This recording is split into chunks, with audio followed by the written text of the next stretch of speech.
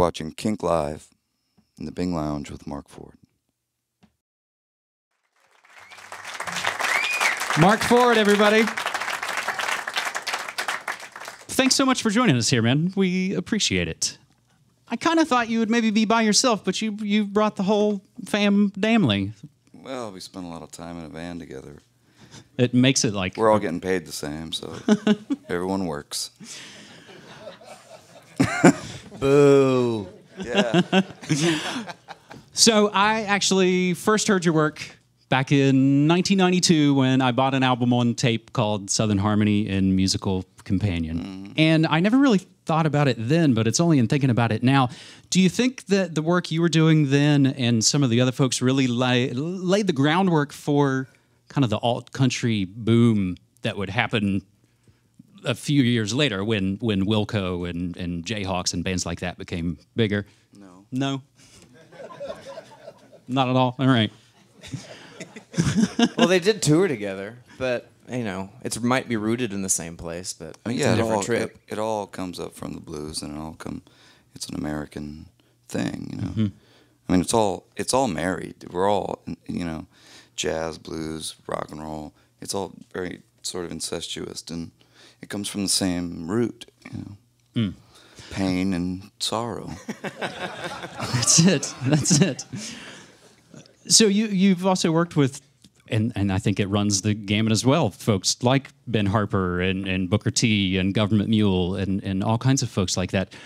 I always like to ask people, are there artists that contemporary that kind of turn you on? Not necessarily that you want to work with them, but just folks out there that... Like in a sexy way? Maybe that is the second part, but just musically at first. I hear that Bieber kid's pretty good. We should talk about that after. I don't know. Yeah, there's always great music going on. You know, it's almost too much to handle nowadays, you know. There's just so much to find, and I ain't got time for it. You know? Well, it may be... I like the records that I grew up with, and like everybody else. And I like his records. I like his records. And that's all I'm saying right now. All right. Stick with it. We were joking backstage. Another thing I always kind of like to ask bands is something that you can't really escape these days is the social media aspect of doing this. Is there someone who takes on that role as the sort of social media maven in the band? Love it or hate it? I take silly pictures of him and post them on the internet for everyone to see. Nice. That's about the extent of my prowess. And I write rude things underneath those pictures. It's true. It's a team effort. Bad pictures and rude captions. All right. So Which makes for a great van ride. it does. It's family. So last night you guys were at the White Eagle, which is a fantastic McMenamins place. We love McMenamins here in Portland. And the place is rumored to be haunted. Did you have any feelings like that? There was a weird dude there, yeah. Could you see through him, or was he really there? I saw through him right away. You know, you just let them... You let fools play themselves out.